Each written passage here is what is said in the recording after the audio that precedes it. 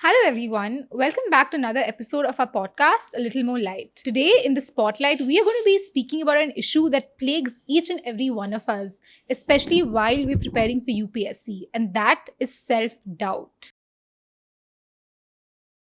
I have with me Vinay sir to throw some light on the issue. Welcome, sir. Thank you. The biggest issue everyone faces, and you have several students who come to you and they say, they're not very confident about their chances. They feel, like the other people are better than them. They see their peers who write better, who, get better marks.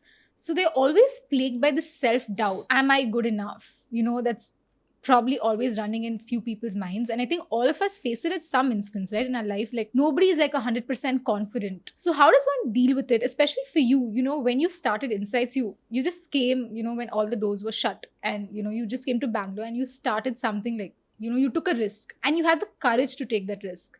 But did you not suffer from self-doubt too? And if you did, how did you overcome it? Like in a practical manner? So, what I've noticed is the source of self doubt is not something wrong that the person himself or herself has committed. So, most of the times, the source of self doubt it starts when the people around you or the people whom you have trusted most start doubting you, right?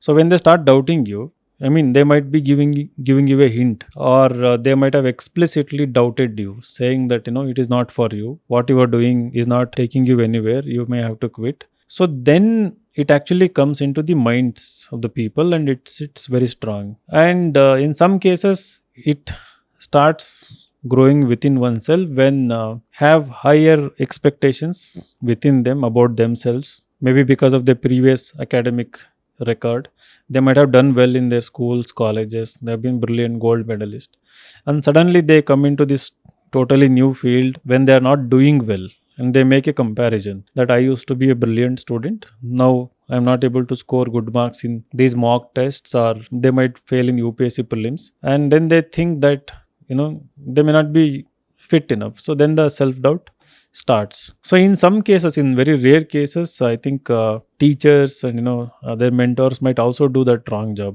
So I have heard about those stories also. And what this self doubt does is it further undermines their ability, right? So it further actually undermines. It's a vicious cycle. Yeah. So they are actually able to crack it, but when they start getting self doubt, it diminishes their chances. So because when your mind is doubting itself, doubting your abilities, you tend to spend your time in unproductive stuff, right? Get slightly distracted, and you start indulging in something that is not related to your goal, which is not going to help you achieve your goal. So as you said, it is a vicious cycle. So to deal with self doubt, I think what we need to do is we should talk to good people, somebody who is positive, constructive in their attitude and approach. That is one way. Secondly, we have to be more objective about what we are doing. We have to be honest about it. So the level of competition, the depth of competition, with whom we are actually competing against, what are the positives or negatives that I possess right now. So I think we have to introspect about it and then put a timeline. So this is the amount of time that I'm going to need to crack this examination, right? To improve myself. And then the third, which is very difficult to do, is not to worry about the society at all, right? What they are going to think, what others are going to talk about you, how others are going to judge about you. So I think if you stop worrying about what society is thinking about you, so slowly I think the self doubt will go away. So I think you tend to get self doubt. If it is the old familiar situation, you will never get it because you are confident about dealing with that situation. So when faced with a new situation, I try to understand the outcome of it, in a way that what is worst going to happen, right? If I succeed or if I fail. And then I tell you just have to be honest here. Just you are not here to impress anyone. You are not here to pretend like you are someone else. Just be yourself. Whatever task you are up to, whether it is pursuing this goal, that goal, or any goal, just do it honestly, dedicate yourself to it. So then usually the outcome is always positive when you are sincere, honest, and you are doing your job. Self doubt and other things slowly fade away, because when you start seeing the fruits, right, when start people appreciating you, when start seeing the growth, right, so that gives you confidence. So it slowly kills self doubt. So William Shakespeare has written, self-doubts are like traitors, and they actually stop you from achieving or doing things out of the fear to attempt. Like you don't even attempt to do it because you're so scared. And even there's certain people, like their self-doubts, they pretend like they know something, but deep inside they're like, I don't think I'm good enough.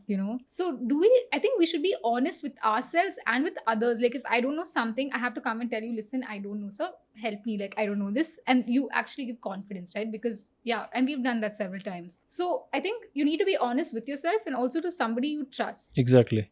So that is when you become light. What I mean to say is that when you are honest and when you don't pretend, we have a word for be unassuming, Yeah. right? So be in a room as if you're nobody in a room, right? So it is all, everything we do is part of learning, right? So the thing is, we have to see everything as part of learning, evolution of our own mind and our own thinking.